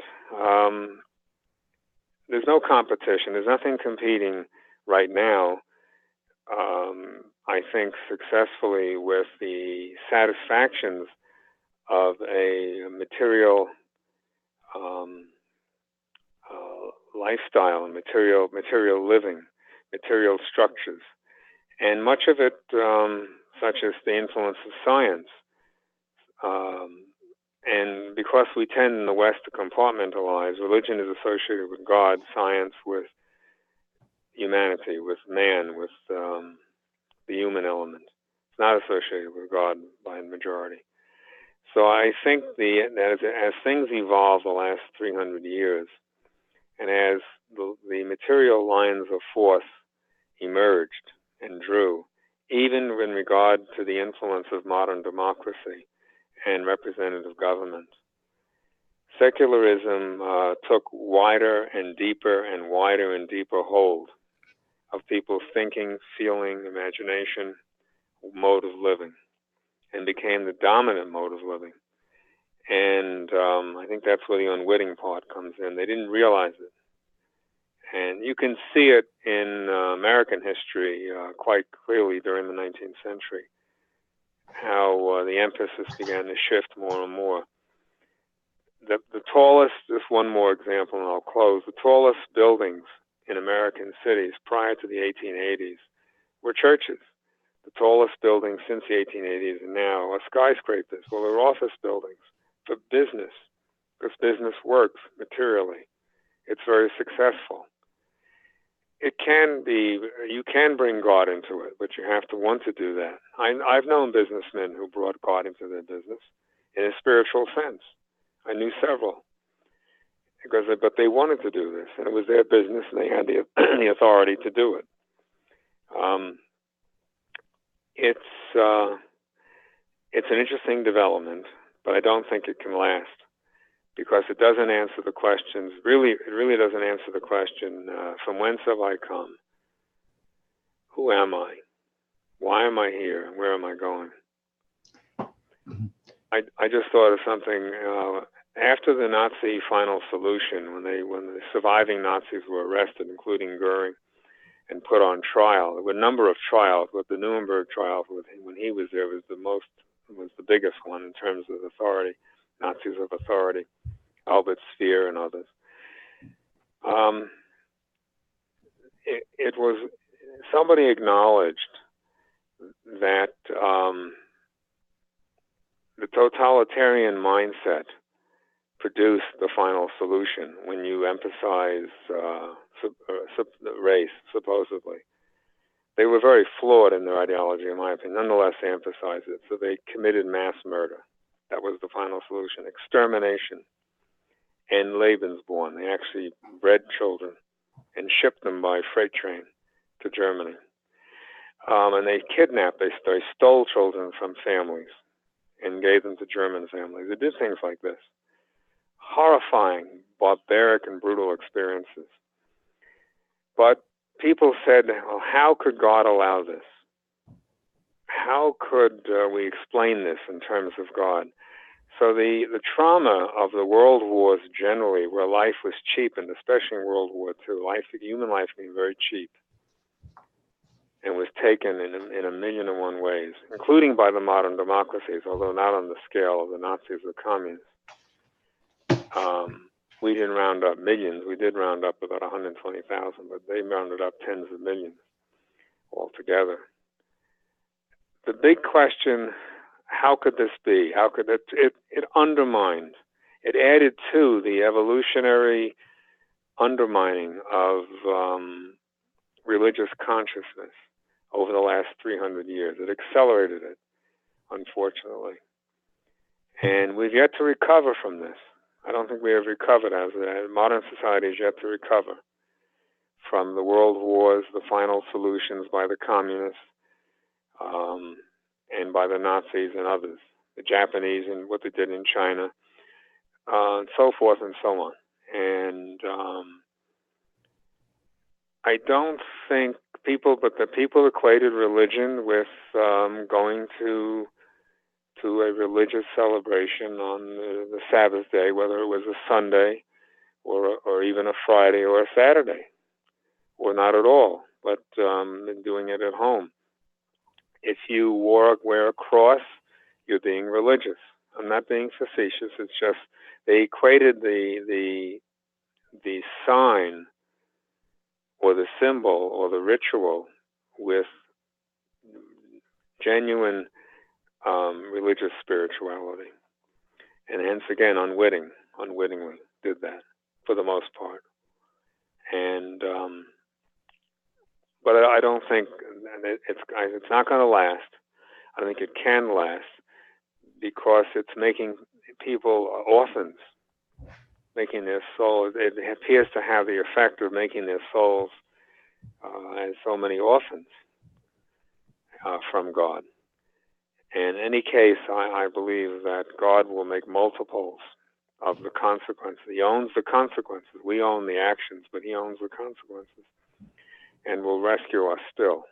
And I see signs of that. That's another thing, another conversation. Thank you, Charles. It's sad. It was a tragic development, in my opinion. Thank you, Charles. I'm going to move toward, excuse me, a final comment and question that will be a bit surprising. It takes me back to the first webinar in this series, which we conducted in late November. In fact, on the Saturday after Black Friday. And if any of you remember, I think Bob might remember, I asked whether Black Friday was a pagan holiday as compared with Good Friday, a Christian holiday. Today, we are conducting our webinar on the day immediately before the conclusion of a massive public relations and cultural event called Game of Thrones. It's been running for 8 years, and tomorrow is the final program in this series, Game of Thrones. I would compare Game of Thrones with Lord of the Rings, which also was enormously popular for a period of time, and to some degree still is. So my question, and finally, the reason for putting this forward, is whether those two massively influential, massively popular programs of general entertainment, Lord of the Rings and Game of Thrones, epitomized secular attitudes, or whether there is something else. There was a certain amount of idealism in Lord of the Rings.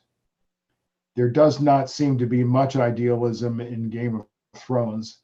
And now I will throw this question to someone whose profession causes him to inhabit a cloud, the IBM cloud or the Google cloud, and see whether he can bring us out of the cloud in order to appraise the secular implications of this massive exercise in public entertainment, Lord of the Rings and Game of Thrones. Bob? Yeah, thanks, Neil. I don't know much about either of them, to be honest with you, but I do know that just in general, I'll be very brief here. I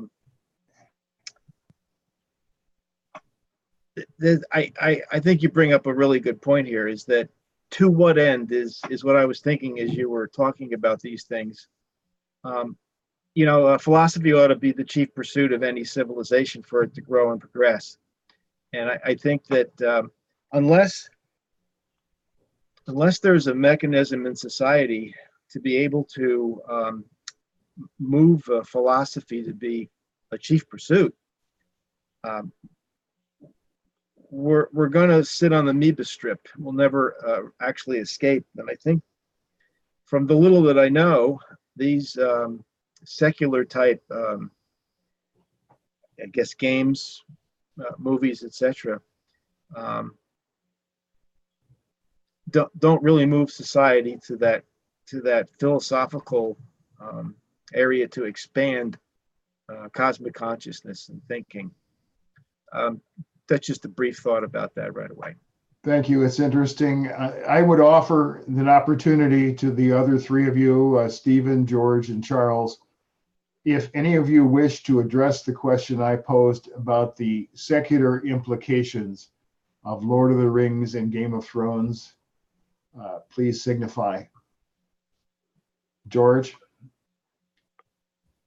Yeah, no, I think it's a really good question. And I think I've read a couple of the Game of Thrones books, so I'm not sure how faithfully the TV series reflects it, but from what I read, the book represents a complete triumph of secular materialism.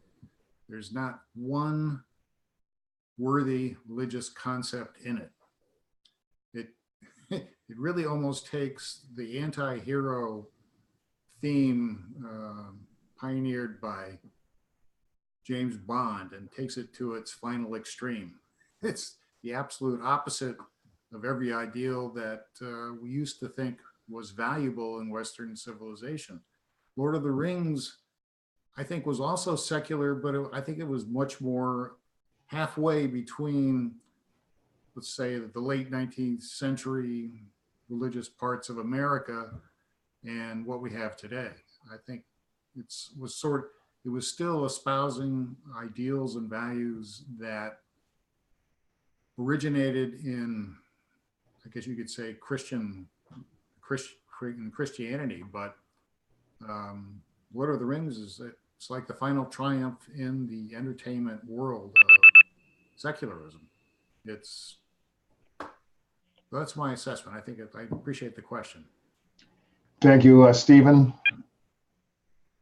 Well, as George was talking, a phrase came to my mind, secular fundamentalism.